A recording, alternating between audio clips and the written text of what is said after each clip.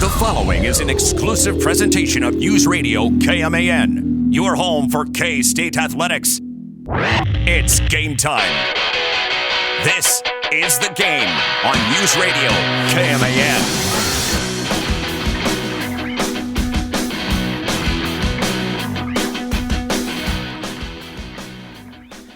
Well, today was supposed to be a day of celebration. Today was supposed to be a day of Chiefs pride and the Chiefs kingdom once again celebrating a world championship. Back-to-back players on stage in celebration, speaking to the hundreds of thousands of fans after the parade at Union Station about a three-peat. Running it back once more, Chris Jones basically signed an extension right there live on stage. Today was supposed to be about laughing at and maybe laughing with and maybe a little bit at Travis Kelce for trying to pull off some karaoke while drinking, being a little intoxicated. Tequila, no less. At the end of today's Chiefs celebration for the second straight year, downtown Kansas City, shots were fired. It was just confirmed a few minutes ago by Kansas City Police Chief Stacey Graves that one person has been killed and multiple others have been injured. Welcome to the game. Mitch Fortner, Troy Coverdale, David G., and Owen Burke. A day of celebration has turned into a day, unfortunately, extremely unfortunately, of tragedy. Here in just a few moments, we'll be playing back a portion of a press conference that just took place with Police Chief of Kansas City, Missouri, and Stacey Graves, and leading it off was the mayor of Kansas City, Quentin Lucas. I was hoping to play back some fun clips today. It's hard to find the right words to say when such tragedy takes place, and it's not, of course, the first time America has had to deal with this, but it has now become closer to home. And when you go to an event like that, you want to be safe. You want to feel safe. I'm sure you feel safe going to these events. And you would think, this could never happen to me. It happened today with Kansas City. Yeah, it's a really sad day. On a sad day, it should have been the opposite. Should have been the opposite today, but unfortunately it's not. So we're going to do our best to bring you up-to-date information when we get it. And again, I'm going to play a part of this press conference back here in just a moment, but Kansas City Police have confirmed that they're going to be having multiple press conferences as they continue to gather more information. I mean, a couple of people are under arrest. And if you've been on social media these last 2.5 hours, ever since it started to break, you've seen many videos posted of those eyewitnesses or those in the area, and it's been some scary images because there's so many people around. This could have been, one of the worst things you could possibly imagine. But fans are tackling suspects. CPR is being performed on the lawn of Union Station. Just extremely sad moments caught on camera earlier today. The info is still coming out. And let me go and get to this portion of the press conference I wanted to play back. And this literally just took place a few minutes ago. So first you're going to hear from Kansas City, Missouri Mayor Quentin Lucas and Kansas City, Missouri Police Chief Stacey Graves. This was about 3 to 4 minutes of the press conference that just took place earlier this afternoon. A few things that I want to make sure we note at the outset. First today, we had 600 Kansas City, Missouri Police Department officers, 250 from outside agencies. We went out today, like everyone in Kansas City, looking to have a celebration. That celebration was marred by a shooting today. And we recognize that there are some who are injured. We are praying for the safety of everyone. I've talked to a few different folks so far. One, we have spoken to the Kansas City Chiefs, who made clear that their prayers are with everyone who was at the parade today, everyone in Kansas City, and everyone who was touched by this incident. They also noted that their players, coaches, and staff are all accounted for at this point and safe. We, however, note that this is a fluid situation, so all that we are sharing now may change as the hours go ahead. We've also received a call from the White House that offered all federal assistance in the investigation. We had federal agencies present today. We appreciate that, and certainly in the days ahead and the hours ahead, we will make sure we continue to do this work. I will say personally, first, a thank you to the women and men of law enforcement, to the women and men who work with the Kansas City Fire Department and our other agencies. When the shooting started, I, like many others, ran for safety. I saw a number of agencies, including the Kansas City Police Department, officers with guns drawn who were running towards danger. We thank them for that. As I was leaving the scene, I saw members of our Kansas City Fire Department administering aid to folks who are seriously injured without concern for the shootings and the challenges that were near them. This is absolutely a tragedy, the likes of which we would have never expected in Kansas City, and the likes of which we will remember for some time. However, I want to say thank you to those who are making sure that we are safe today, those who are investigating this incident, and those who will continue to make sure that those who committed these acts today are brought to justice. We'll come back for some questions at the end of the Chief's comments, but now the Police Chief, Stacey Graves. Chief Stacey Graves, Kansas City, Missouri Police Department. At the conclusion of the Chiefs rally today, there were shots fired on the west side of Union Station. Immediately, officers responded to the area, took 2 people into custody, and also immediately rendered life-sustaining aid to those victims. We're still gathering information on the number and the status of victims, but like I said, we know that one of the victims is deceased. We also know that officers ran towards danger. Officers were there to keep everyone safe. I'm angry at what happened today. The people who came to this celebration should expect a safe environment. We had over 800 law enforcement officers, Kansas City and other agencies, at the location to keep everyone safe.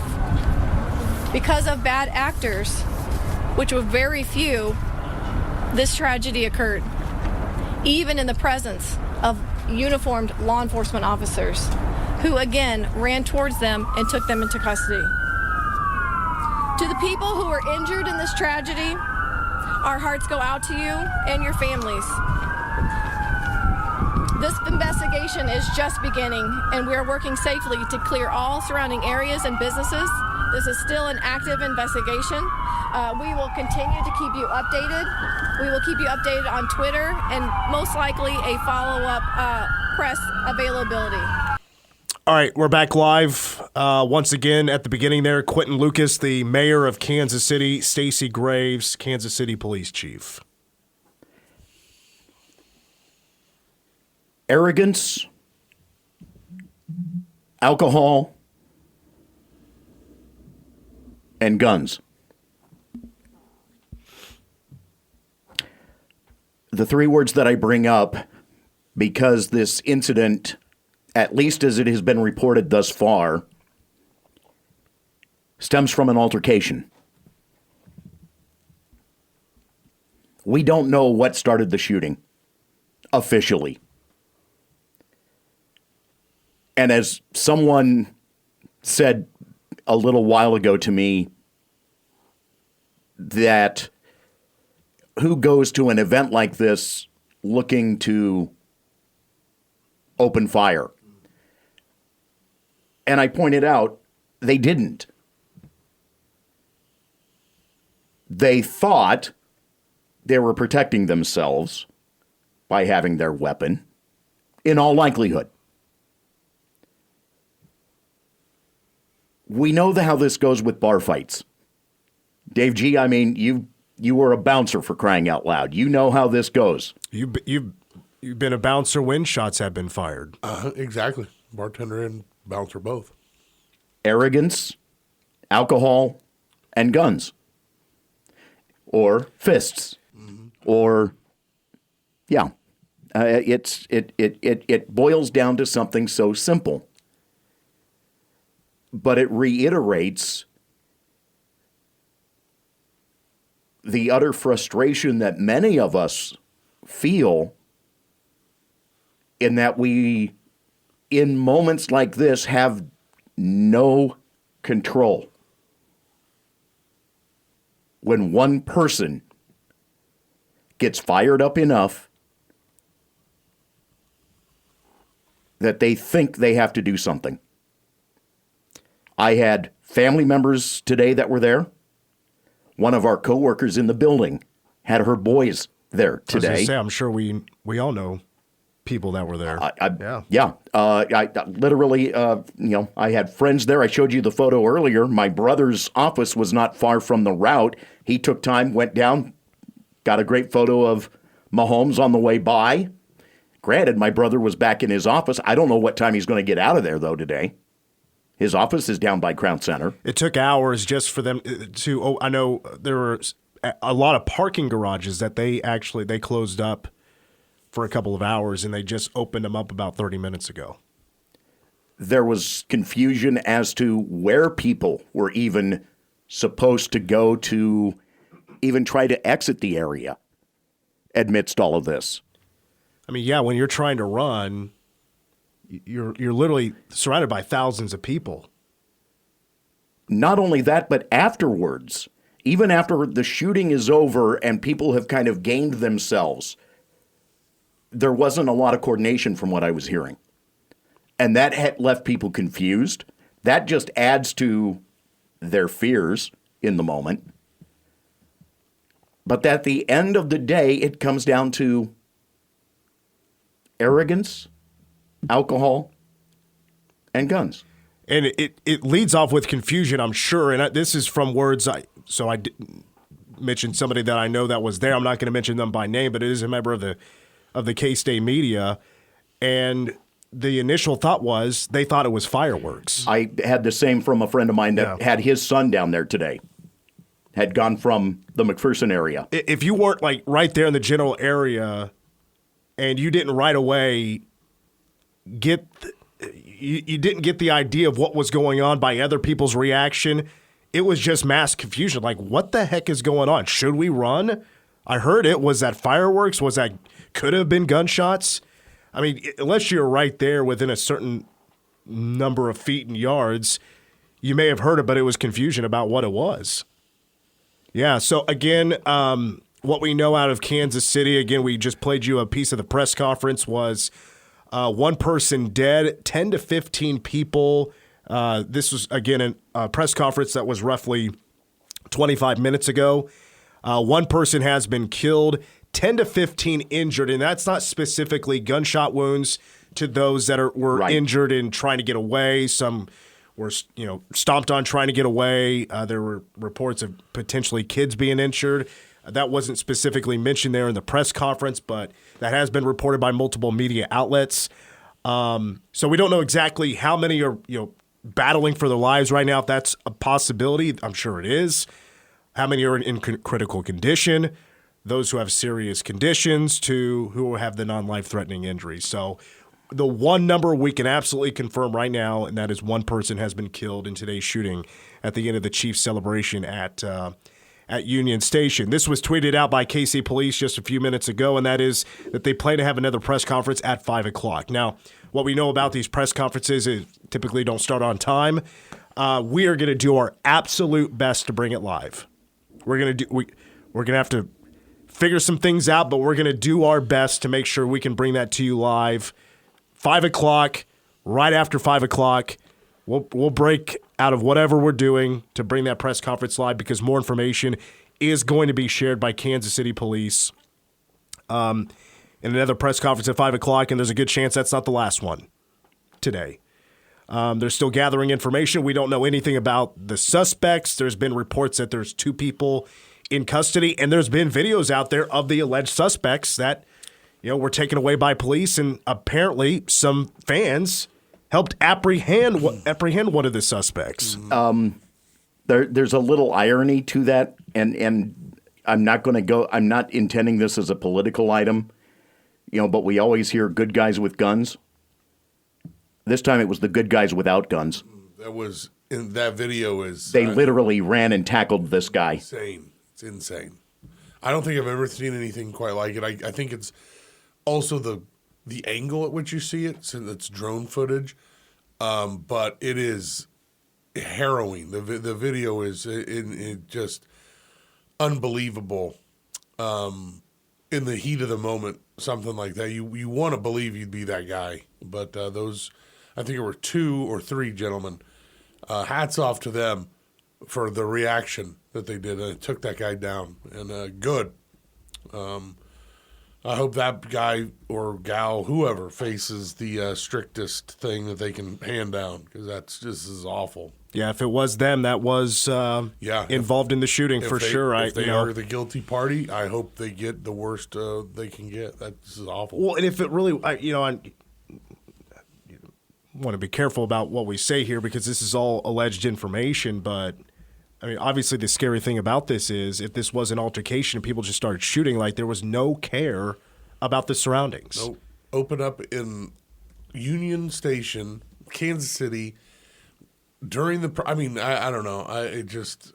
Like really close to the actual building, on the lawn. On the lawn. This thing had just ended. It's crazy. You're literally, your 360 is Chiefs fans. Yeah. And this is where I sit here and I go, just thinking, can you imagine somebody gets bumped by somebody and they get heated and they start arguing?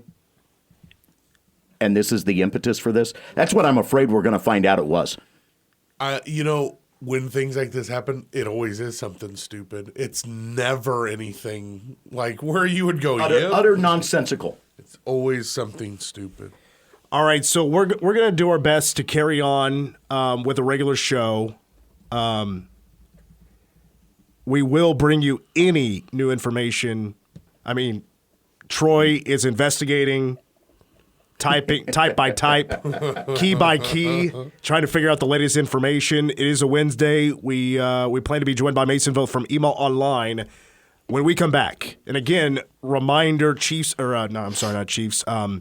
City Police. Press conference, another one set to take place just after 5 o'clock. So we're going to do our absolute best to bring that live once it happens. We'll take a break. More of the game is next.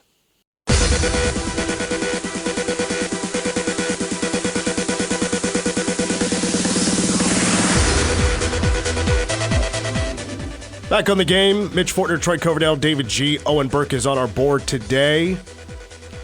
Again, we were following the story that's taken place in Kansas City. 1 killed and 10 to 15 injured after a shooting right at the end of the Chiefs parade at Union Station in downtown Kansas City. Like we said earlier, a reminder at 5 o'clock, there's supposed to be another press conference. We're going to do our best to bring that live to you here on News Radio KMAN. Now joined via the Zoom for a few moments, Mason Voth from K-State Online. Mason, you've been keeping up with what's going on in Kansas City today? Just a little bit. It was certainly well, I don't know if shocking is the right word, but definitely disappointing news when I walked out of my dentist appointment earlier today. I can hear Elliot in the background. How's she doing? Oh, who knows how she's doing. She just woke up from a nap. She's been in the car for about an hour, so she's a wild card right now.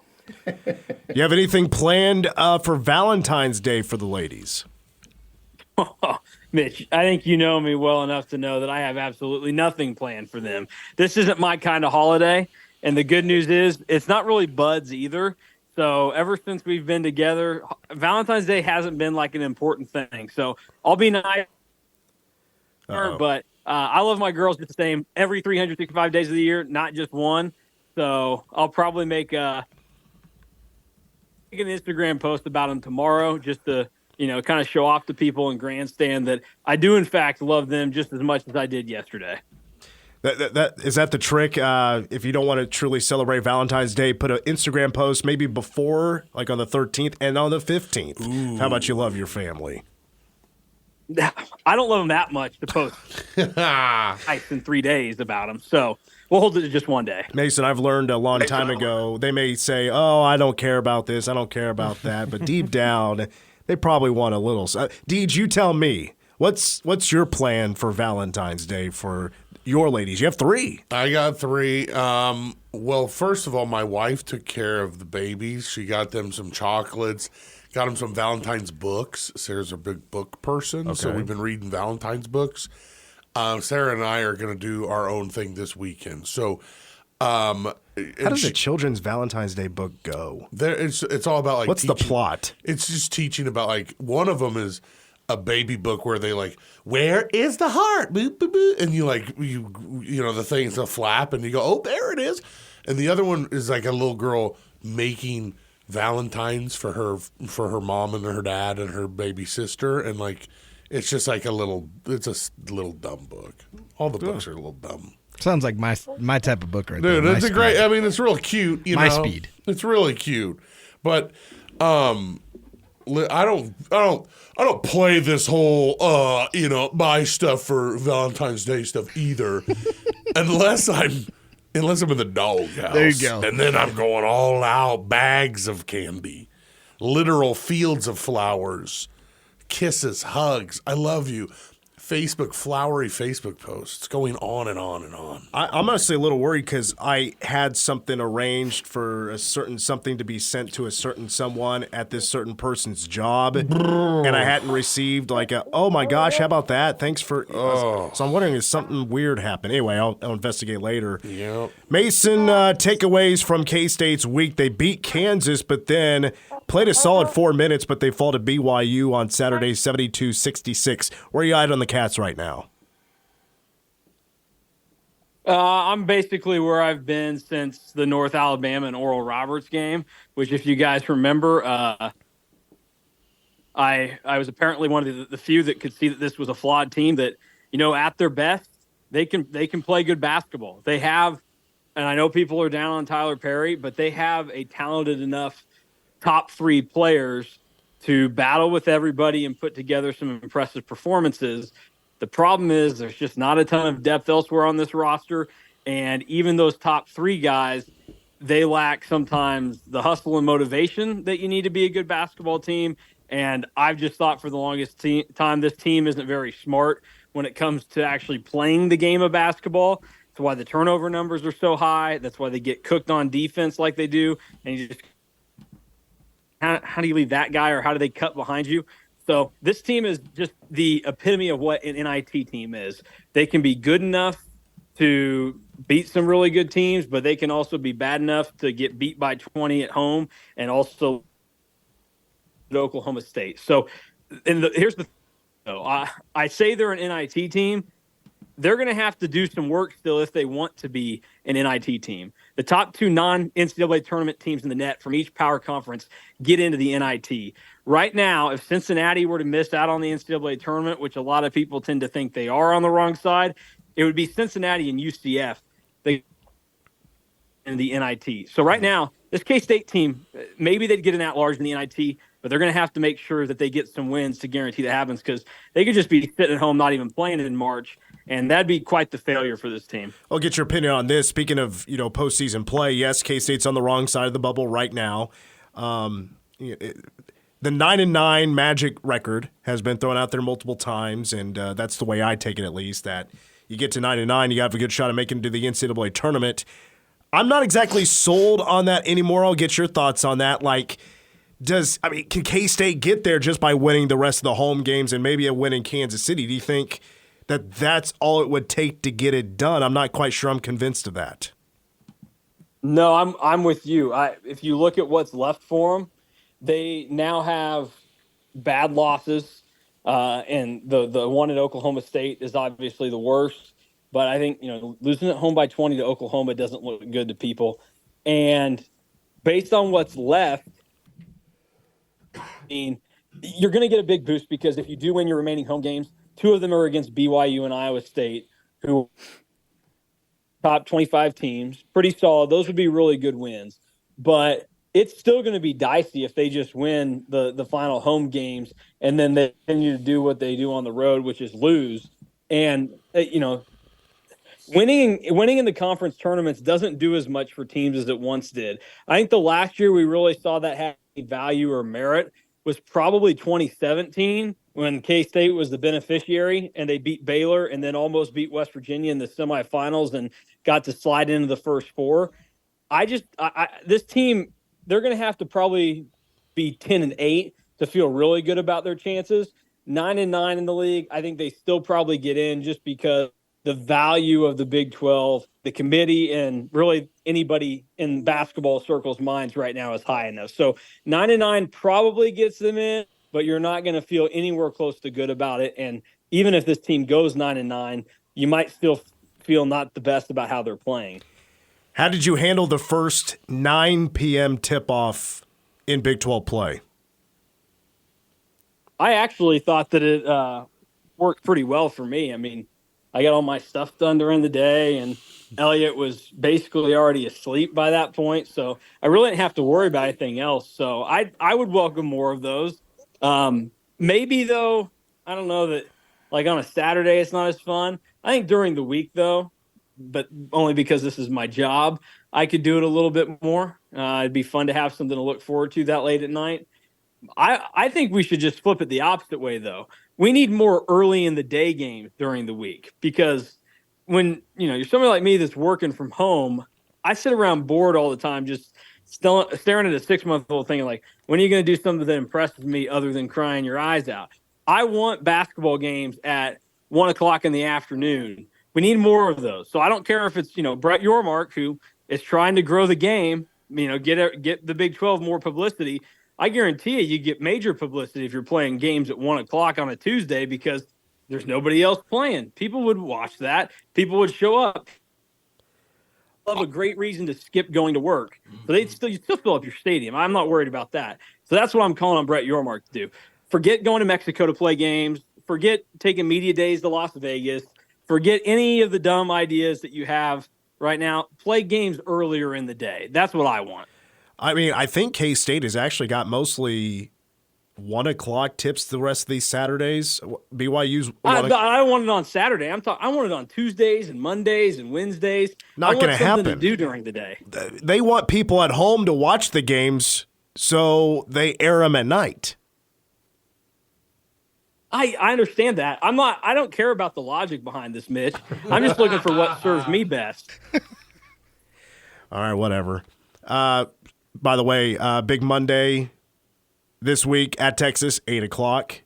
Road trip to Lawrence Tuesday, March 5th, 8 o'clock.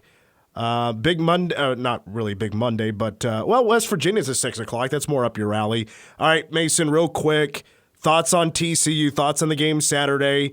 I know you're not high on the Cats, but do you think they get it done in Bramlage Coliseum at 11 a.m.? I don't know. I mean, you really don't know with this team. They're kind of wild cards. They have won all their other home games outside of, disasters against Nebraska and Oklahoma. TCU played well this week against West Virginia, but they're pretty bad.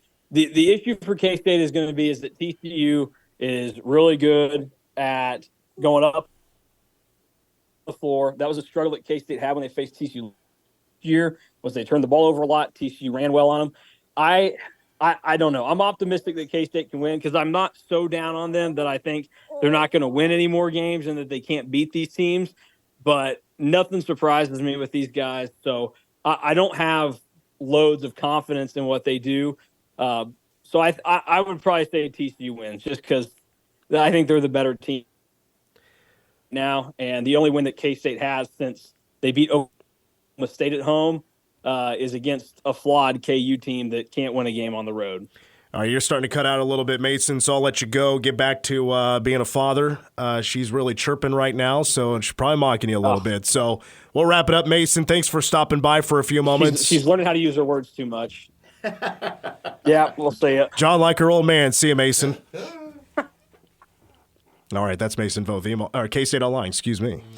Let's take a break. I did want to squeeze in a little bit of Big 12 talk because if you didn't see on Tuesday, was it Tuesday? Oh, it was Monday. Getting my days mixed up. KU got absolutely smoked by Texas Tech. Absolutely crushed. It was a thing of beauty. And I know Kevin McCullough didn't play, but I mean, like, I don't even think him being out there on the floor was going to make up all of that difference when 10 3-pointers. I mean, seriously. Tech was shooting lights out in the first half. But I'm thinking, KU's a couple of games back. I'm actually kind of leaning at them to being out of the Big 12 race. Ooh. Because of their struggles on the road in Big 12 play. We can maybe squeeze in a little bit of that info and my thoughts on that when we come back. Plus, if there is any more updates out of Kansas City, we will make sure to bring those to you when we learn about them. There is another press conference scheduled for 5 o'clock from the Kansas City Police. And if the word hasn't gotten to you yet, after the Chiefs parade, right as it ended at the end of the celebration at Union Station, there were shots fired. One person has been killed. 10 to 15 people are injured. And we plan to bring that press conference live at 5 o'clock or whenever it starts after 5 o'clock. More of the game coming up next on K-Man.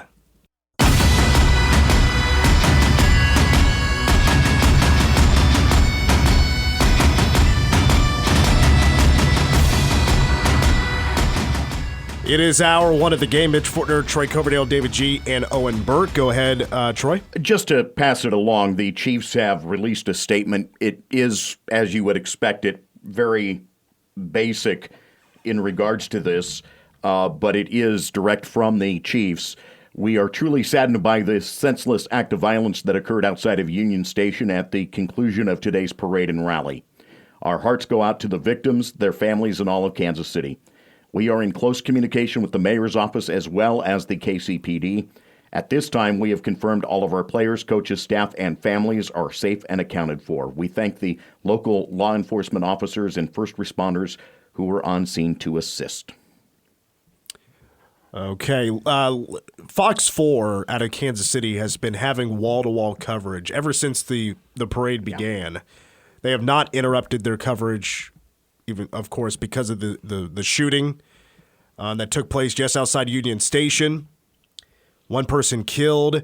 And the last report is they have a reporter right now from Children's Mercy. I don't know how far that is from Union Station, but they say that right now they have 12 patients from the rally currently being treated for their various injuries. So yeah, we're getting mixed reports because I have one from KMBC, Matt Flenner on X. With an update from UH Truman Medical Center, 8 gunshot victims from Union Station. Two of those victims are in critical condition. Also treating 4 others who have non-gunshot. Okay, so that's 12. So, anyway, yeah. Okay. Well, again, there's a press conference scheduled to come up at 5 o'clock is the scheduled start time, so that's 13 minutes from now. From Kansas City Police. They tweeted that information out earlier in this hour, and we're going to do our absolute best to bring that to you live right here on the game. Excuse me. All dealing with colds. Did want to squeeze in some Big 12 talk a little bit. And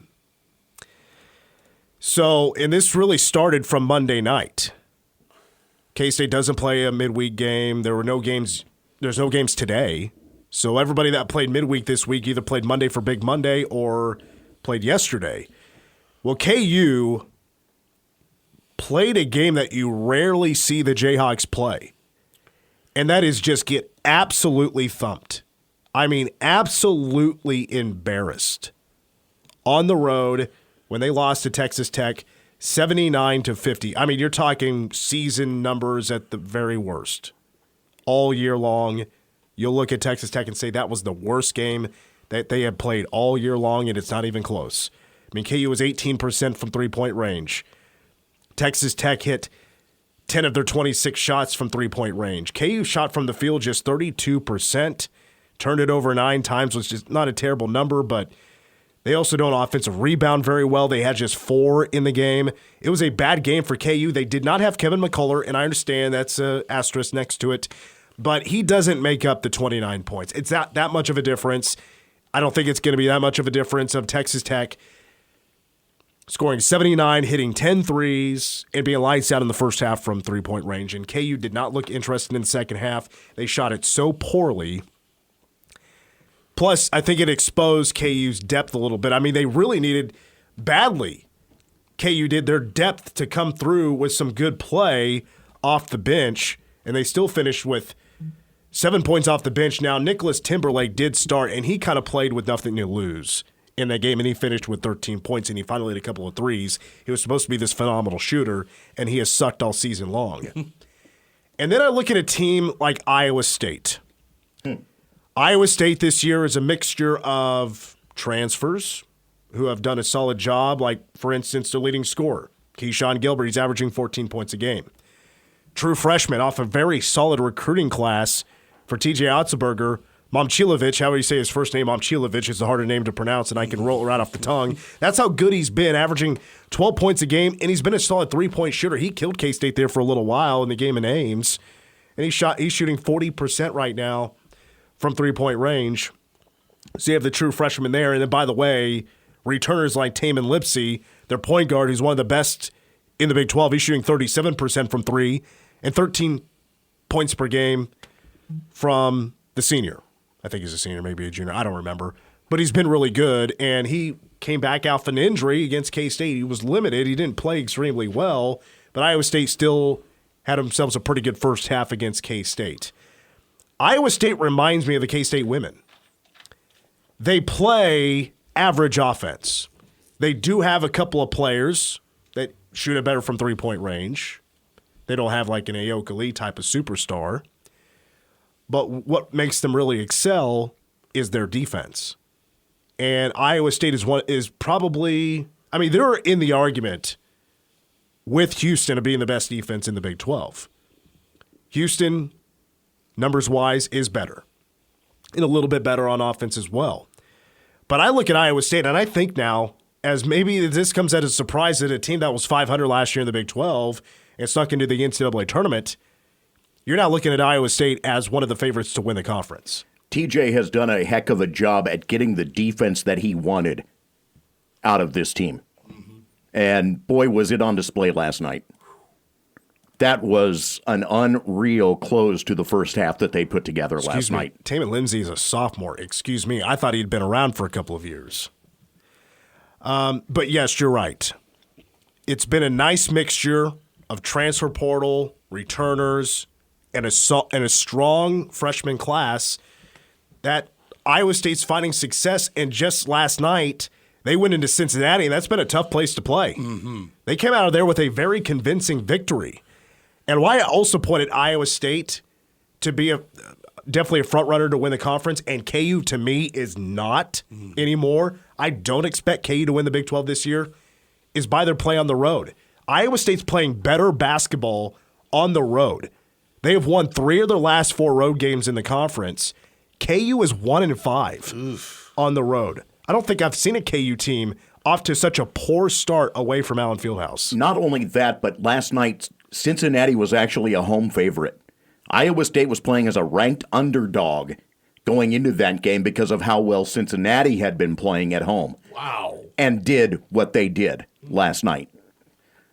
Good basketball team. Very good basketball team. And Iowa State won 68-59. Mm-hmm. They kept Cincinnati under 60 points. That's a sign of a pretty solid defense when you're holding conference opponents under 60. That and had built it to double digits by halftime just by taking care of the basketball themselves and getting turnovers. Well, I want to point out another thing. I mean, Houston is definitely in the conversation. I expect them to be, certainly when it comes to the last weekend or whatever, Houston will have a shot at winning the Big 12 title. Watch out for Texas Tech. They are hanging around. Iowa State, though, I'm going to bring and I've mentioned this multiple times, so I'm sorry if I'm being too repetitive here.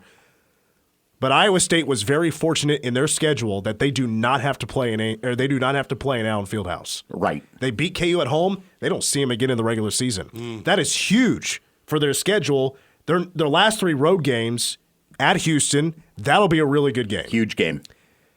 At UCF, I would imagine Iowa State will win that game, and then they come here for our senior day, which has been bumped up to a 1 o'clock start because of how well they've been playing. Yeah. Because we got moved from ESPNU, I think it was original, and now it's going to be ESPN. ESPN2. It's an ESPN2 game, but it is at 1 o'clock. It was originally 1:30. So, and then Iowa State's undefeated at home. I mean, depending on the K-State game, I mean, it feels like a toss-up or it could be a toss-up. Expecting to win at UCF. Houston. That'll be a tough one. But with the way Iowa State's playing right now, I believe they've won 6 of the last 7, they seem to be at the top of the leaderboard, the toughest team to stop right now. And that does come as a little bit of a surprise. It'll really tell the story as they will host Texas Tech on Saturday. They play Monday night at Houston, and that's an ESPNU game. At 6 o'clock. A U game? At 6 o'clock. They didn't move that one. Oh, wow. That will really tell the story on that. I mean, that'll determine who the front runner is in the conference. That's going to be the story. Hey, let's note a couple of things here because I know we're going to get closer to the top of the hour. Now it is confirmed 12 at Children's Mercy. KCTV 5 is reporting that 11 of them are children, 9 with gunshot wounds. Albert Breer with the NFL Network is reporting that the Chiefs left the parade in buses and in shock. I'm told players were unbelievable, calming panicked kids. Blaine Gabbert, Trey Smith, Austin Ryder, Chris Oladukan specifically. Smith went to one upset kid, giving him the WWE title belt that they were utilizing as part of the celebration, and sat with that kid until he was able to calm him down. Wow. Here in about 5 minutes, we expect a press conference from the Kansas City Police. Again, a shooting taking place earlier today at the end of the Chiefs' parade and victory celebration of the Super Bowl 58 in Vegas at Union Station in downtown Kansas City. We are expecting a press conference. We hope to bring it to you live. Scheduled to start at 5 o'clock. Most likely we'll start a little bit late, but when it does start, we'll break in and bring it to you. We do have to wrap up hour 1 of the game. And coming up in hour number 2, again, the press conference. K-State women's basketball in action tonight against Iowa State. And guys, this is the game I had circled on the calendar for a certain somebody to hopefully make their return. We'll talk about it. Fingers crossed. I know she's there. I know she did shoot around earlier today. Oh. Because Case Edberly put a video out and she was shooting around. So, hour 2 of the game coming up next.